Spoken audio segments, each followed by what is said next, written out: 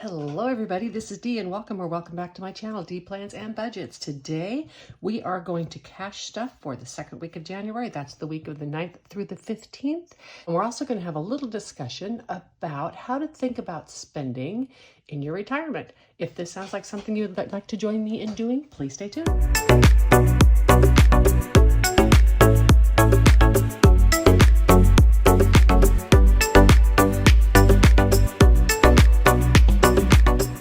Okay, so let's start. I'm going to clear up the desk. If you've noticed, I've rearranged my desk here now, so I have all my pins up here. I have some extra savings challenge cards and stuff in here, and a little bit of decor, and then my cash tray right there. I'm going to move these out of the way. That can go up there. This extra stack of money can go up there. Calculator over here. All right, and let's get started with the cash stuffing. Let's start, I think I usually start with the sinking funds. Let's move this binder right here. Let me make sure that we are in frame, and we are. And the sinking funds, it should be $226 this week. So 50, 70, 90, 110, 130, 150, 60, 70, 80, 5, 90, 95, 2, 5, 7, 9, 11, 13, 15, 17, 18, 19, 20, 1, 2, 3, 4, 5, 6. $226. That's what we are cash stuffing today. And I thought, you know, cash stuffings can be a little boring. And then also just videos where you talk about financial stuff can be a little boring. So I thought, hey, you know what? What if we combine two really boring things together? Maybe it'll make it really fun and exciting, right? So I'm going to like cash stuff in the background as I am talking to you about some budgeting stuff. So one of the things I really wanted, I marked these wrong last time. Anyhow, I'm already scrolling and I didn't even start. One of the things I really wanted to talk about or address was or is in retirement, some do's and don'ts or things that I saw as working in the financial industry for years and years and years. Okay, so annual budget, we put 50 in, or annual traveler, sorry, put 50 in, should be 1,240. 1, 2, 3, 4, 5, 6, 7, 58, 59, 50, 1,000, 50, 70, 90, 11, 10, 11, 30, 11, 50, 11, 70, 80, 90, 1,200, 10, 25, 30, 2, 4, 6, 8, 9, and 40. $1,240. So one of the things that I consistently saw working in the financial industry is I would have account holders who had, you know, just a few $1,000s in the bank. That was the whole their whole nest egg. I also had account holders who had millions in the bank. And the interesting thing is the fear level for both of those was equal.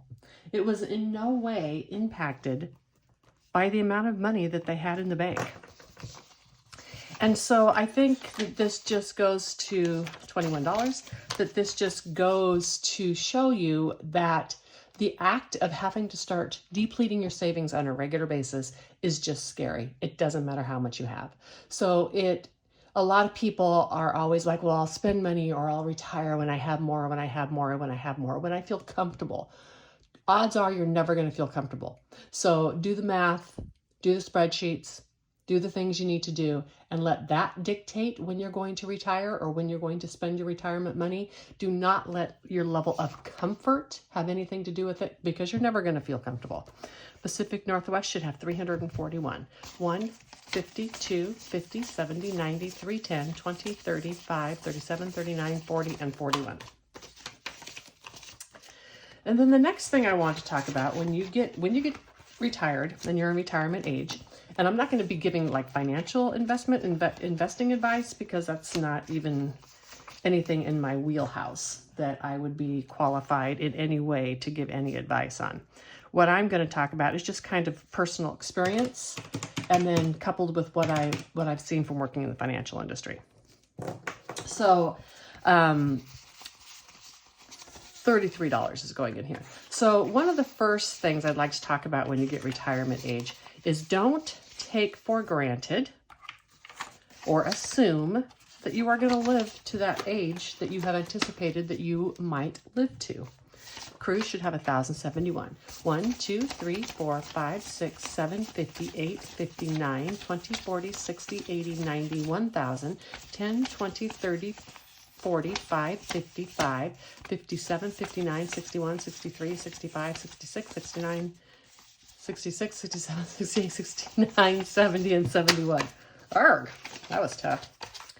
Anyhow, so don't take it for granted that you are going to live. Let's say, for instance, I have my budget set for an age of about 80 years old. That is realistically what I think my life expectancy is going to be. I know there could be changes in medicine or whatever that might might impact or make a difference in that. But with, my health habits, my family history, etc., I think 80 is a good expectation. Now, I have done some things responsibly, right? I have set up an annuity that should I run out of all other money, it's a small annuity, but it would be enough with my Social Security that it would still keep me at a level that I could get assistance, but not too much of a level. So I'm not saying that you just, okay, I'm going to make sure I have money until X and then I won't worry about it anymore, right? But don't take for granted that you're going to have that long to live. And don't give up living today in order to save for that future. Okay, miscellaneous large is 450. 1, 2, 53, 20, 40, 60, 80, 94, 10, 25, 35, 42, 4, 6, 7, 8, 9, and 50, right? Be responsible. So make sure you have a plan if you outlive your retirement, if you outlive your savings, but understand that that plan may include that the last years of your life, you're very sparse. But don't take for granted that you're going to live those full amount of years. On the flip side of that, don't spend all your money now and assume that you're going to die young, right? And be like, I'm just going to spend all my money now and party because I am probably going to die young anyhow. I have a family history, blah, blah, blah, blah.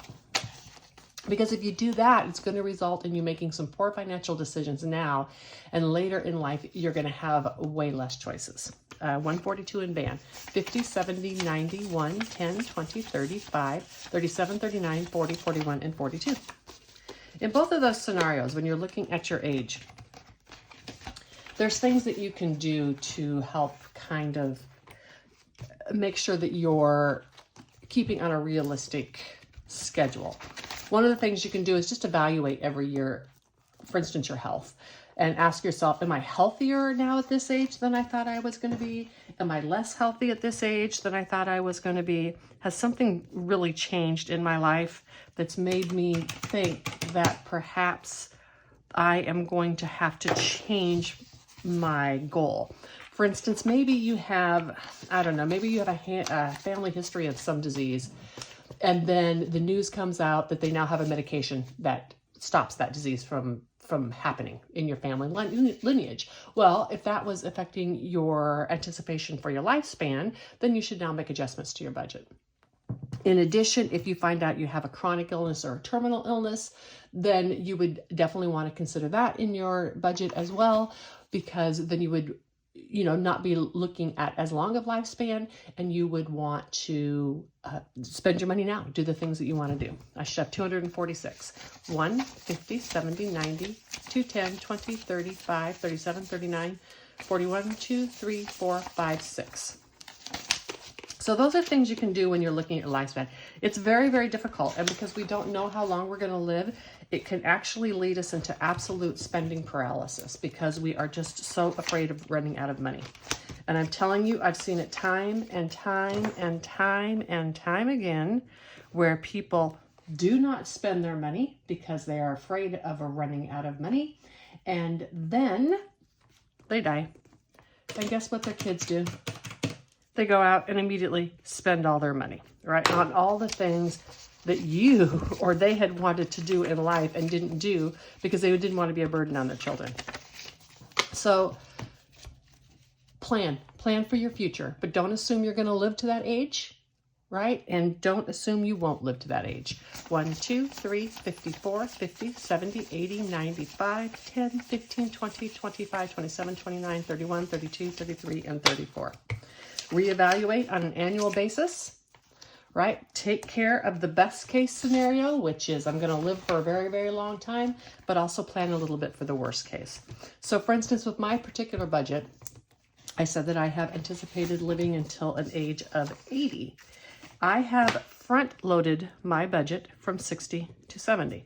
Now, that doesn't mean that I am anticipating that I am going to be gone at 70, but I am anticipating that I might slow down a little bit, right? I'm not sure if I'm still going to want to be piling into my little tiny cargo van and going camping and cooking outdoors and taking hikes and all that type of stuff in my 70s. So I have weighted my money now while I am a bit healthier. Should be 2, 10 in toys. 1, 52, 2, 4, 6, 7, 8, 9, 10. Doesn't mean that I'm anticipating that at 70 I'm going to come to a screeching halt and I won't be able to do things anymore. Just means I'm anticipating I'll probably slow down a little bit. So it's just really important that you don't get stuck in either of those situations where you're either paralyzed with fear to spend your money, or you are just spending it like there's no tomorrow, correct? Because you don't want to run out of money either. 38 in planners, 10, 20, 32, 4, 6, 7, 8. Make sure this video doesn't get too long. Nope, it's going. Only 11 minutes. Okay, and medical. Medical is getting 19. So anyhow, it's just a really tricky situation, but recognize no matter what you're looking at, whether you're trying to plan for your future self and how long you're going to live, or whether you're trying to anticipate what you can spend in the next couple of years, know that no matter what you do, you're going to regret it. So if you outlive your anticipated age limit and you run out of money, you're going to regret spending it when you're young. If you tomorrow are diagnosed with a terminal illness after years and years and years of going without everything and putting off all your bucket lists and never doing the things you wanted, and then you find out you have a terminal illness, you're going to regret it. There is no way to get between retirement and when you exit this world that you're probably not going to have a bit of financial regret, unless of course you're super, super, super wealthy and it doesn't make any difference to you. Medical is 289, 51, 52, 50, 60, 75, 80, 2, 4, 6, 7, 8, 9. Some little things that actually have an impact or a factor on people when they're planning, believe it or not, it's like the financial stability of your children and your relationship with them, right? I know it sounds kind of silly, but if your children are doing well and you have a good relationship with them, you know they're going to be able to help you. But if your children are not doing well or you don't have a good relationship with them, then they may not be able to help you when you get older. And all those things are going to have an impact on what your plan is. $17 in HOA, 5, 10, 12, 14, 16, 17. So anyhow, look at your age, be realistic about it, try to plan, do the best you can to plan for living or outliving your anticipated lifespan. Also, be realistic about the fact that nobody lives forever. Nobody gets out of this alive. You are going to exit this world. And when you do you want to go out having done the things you wanted or not having done the things you wanted? Escrow 73, 55, 62, 4, 6, 8, 71, 2, and 3. All right, so that topic got us through our sinking funds. I thought I would clarify that very few of us are actually going to be able to save enough for retirement to live off our interest and never touch our principal. That is my situation. That is the situation of most retirees that I know of. And so when I talk about how to plan for your retirement and spend in retirement, I'm making the assumption that you will have to touch your principal. Okay, good transition time to the last topic I want to talk about in retirement. First, though, let's get our money here for variable, and we have 273. 50, 20, 40, 60, 80, 120, so that makes 170, 80, 92, 10, 20, 30, 40, 5, 50, 55, 60, 65, 67, 69, 71, 2, and 3. And let's get our variable binder out. Okay, I think I have, yep, I have all my trackers in there. All right, now, so the last thing I wanted to talk about in the area of planning or thinking about your retirement, and this comes from me purely from personal experience, and that is going to be save money like you always used to. Okay, so I'm getting $80 out. Let me get that first. I know what I did this time. I did everything super simple denominations because I knew I wanted to talk and wouldn't be able to think about this much. So 170, 50, 70, 90, 110, 20, 30, 40, 55, 60, 2, 4, 6, 7, 8, 9, and 70. So what I mean by save like you used to is, let me tell you what brought me to cash stuffing and doing the cash stuffing system. I had, been retired for 2 years and semi-retired. I was still working part-time, but I had been, on a lesser income and drawing out of my retirement and such. 5, 10, 12, 14, and 15. And for 2 years in a row, I was significantly under budget, like $15,000 a year under budget for 2 years. And that's because of everything that was going on at the time. This was 2020 and 2021. But the way that I handled my finances then is each month I took out the money for the bills and what I had paid on the credit card to pay all the balances that I put on there the month before. I would leave all the rest in my investment accounts. It would just sit there. 5, 10, 12, 14, and 15. And this seemed like a really good idea, right? Because I'm taking as little out of my retirement as I need to.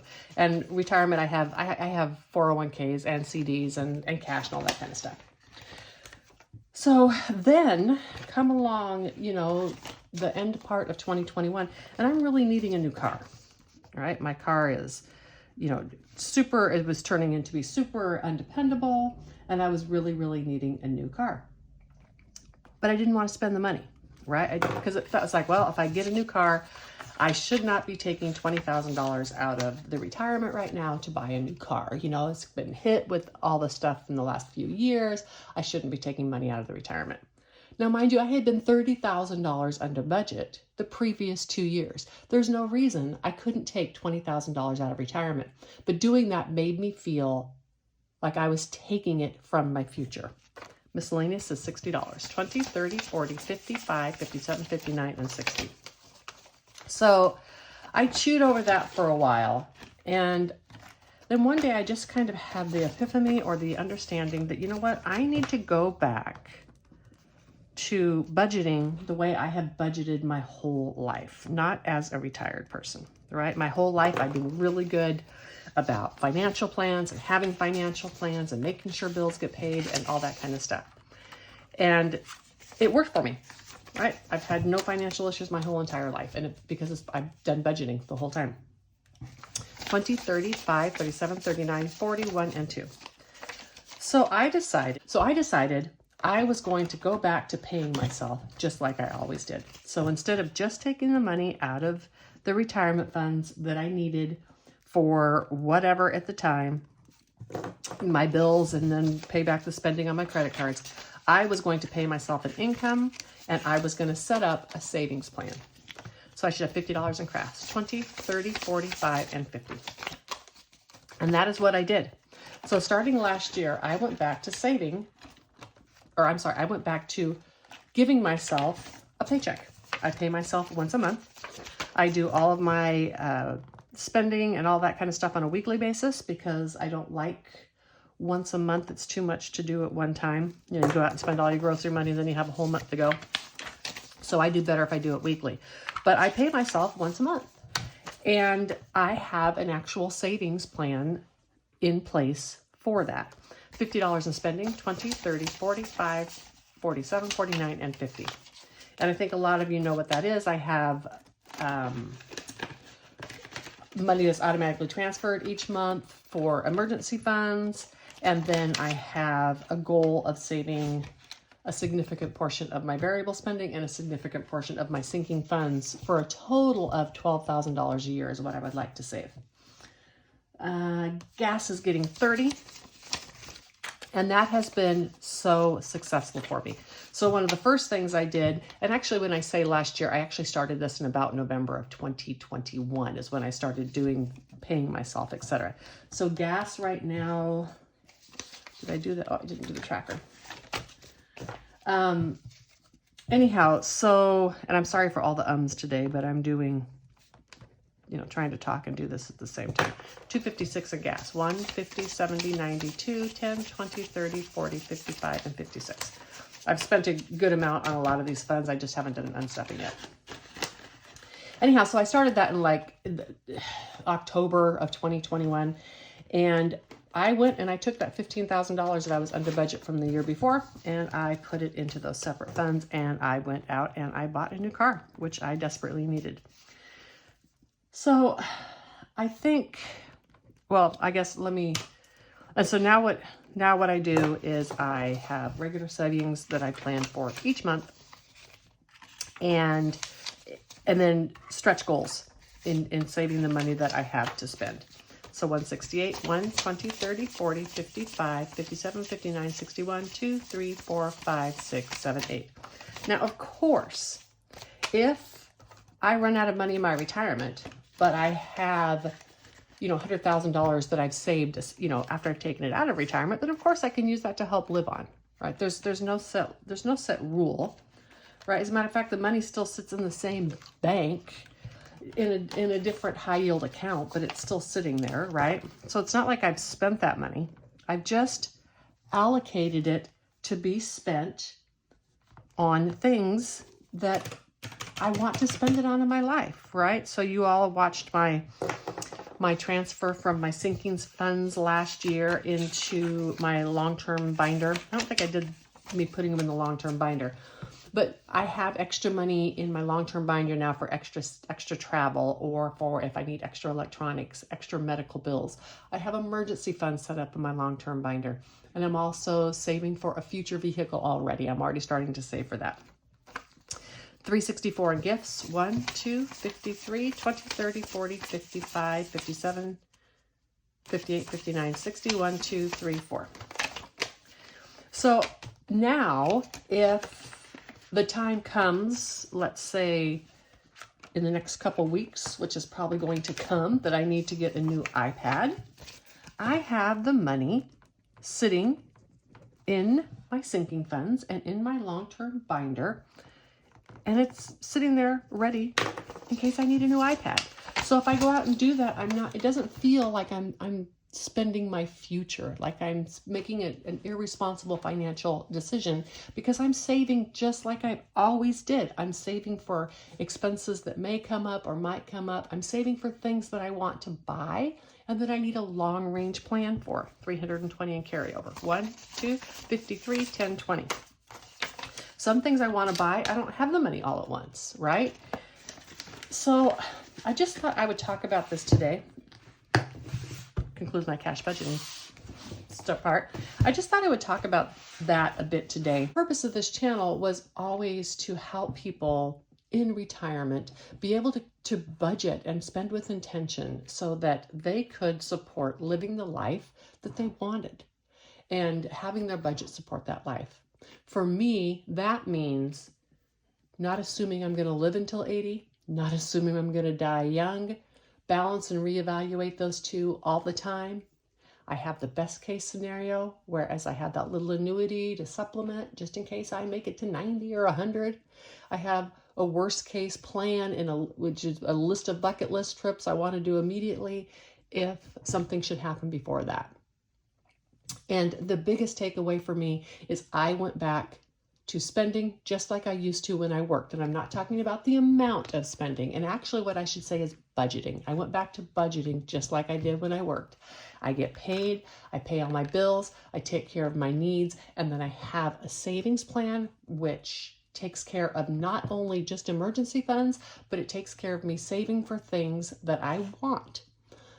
Don't necessarily need them today, but I know I'm going to need them sometime. So I hope that these two boring things together made a super fun, exciting video. Yeah, right. At least I hope there was some information in there that was helpful. I know it kind of made the cash stuffing a little bit disjointed, you know, the jumping back and forth. You may not like that style of video, and if you couldn't get through it, I totally understand. I do want you to have an amazing week. I want you to keep on your budget journey, because I know a lot of people jump on in January and it's probably already getting hard. I'm going to talk about that on my next cash stuffing, and take a walk. I highly recommend it. Bye.